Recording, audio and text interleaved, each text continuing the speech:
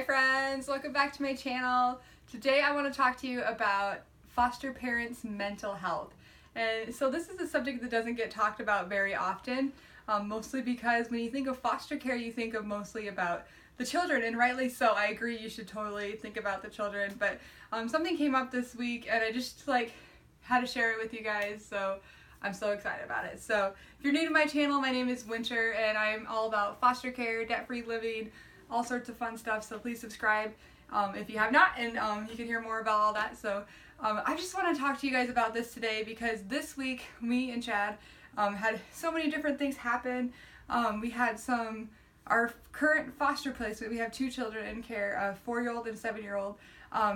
They have biological cousins that are also in care, and they came to stay with us for 5 days this week, and it was awesome. It was fun, but it was a lot of work. I mean, we love these kids so much and we hope to see them again soon, and it was awesome. But also just hearing stories about these kids' lives and our kids' lives, it brought about a lot of emotion in our children, and some not so good emotions, and there was a lot of tantrums and a lot of hurt feelings happening in the house because of the memories that were being brought back from when they lived with their moms, and they weren't good memories. They weren't good memories. It was with their biological mom. So I just wanted to let you know that, and then just to as a prefaces of this video.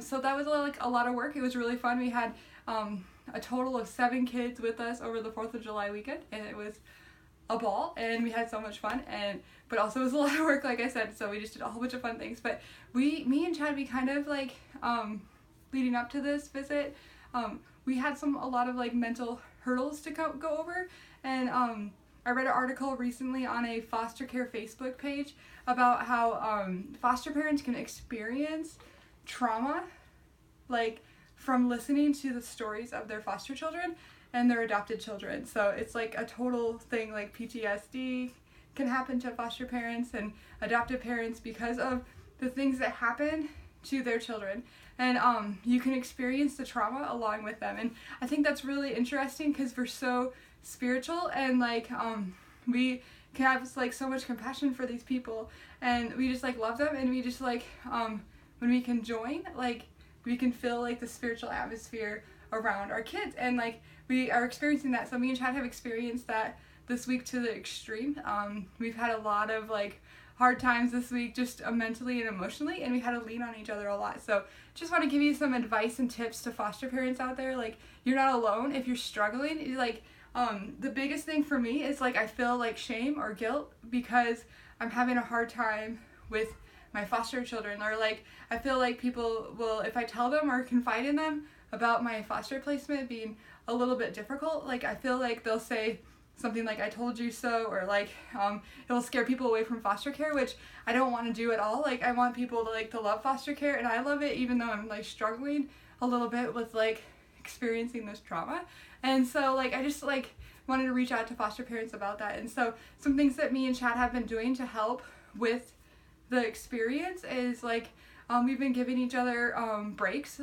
Chad let me have a 2-hour nap a couple of weeks ago, last week, and it was just amazing. And sometimes I just feel guilty not spending time with my children because I work, and then I come home and I just feel I need to be on all the time, and everything gets lined up, gets backed up, and it's hard to do life at home and at work and be completely on it all the time.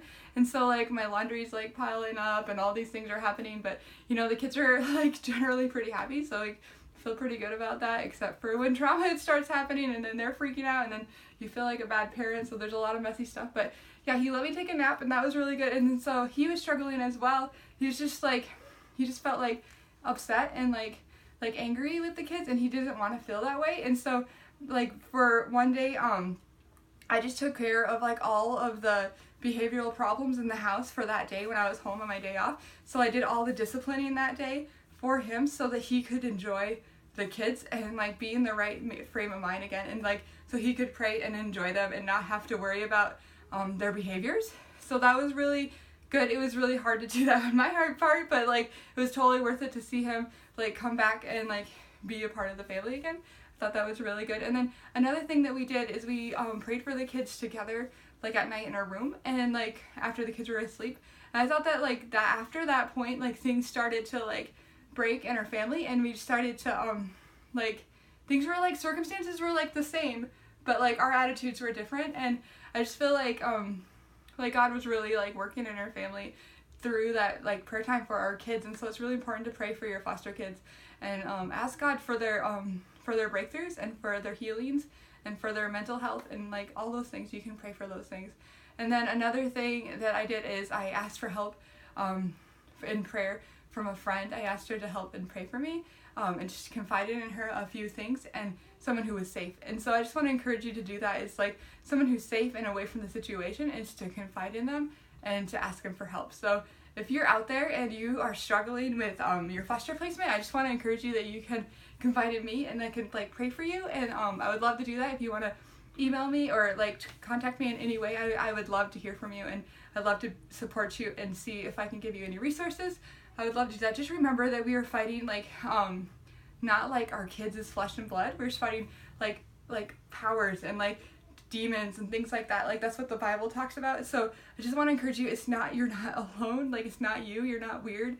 I just want to like break off shame and guilt over you right now, and like say you are free, like to be human and to experience some trauma, like because it is really like some dark stuff that is happening in your life. So just want to bless you with that. So if you're struggling today, please feel free to contact me. I want to repeat that again because I just really have a heart for parents and foster parents and adopted parents that are struggling, because like I've been there. Even this week I've been there, and I've been doing this for a long time, and I've been struggling. So anyways, things are getting better, and we are loving our kids so much. Seems like the peace has come back in our house, and we still have trials, but me and Chad were on a walk a few nights ago, and we just like decided not to talk about the kids, and like just for a few minutes, and it really helped, and we ended up talking about the kids anyways. But it just seems like we're coming around the horn again, and coming back is just a season. All these phases will disappear eventually, and we won't even remember them anymore. But I just wanted to reach out to you. If you are struggling, to please reach out, and don't know that you're not alone. Okay? All right, guys. I hope you guys have the best day ever, and I'll see you next time.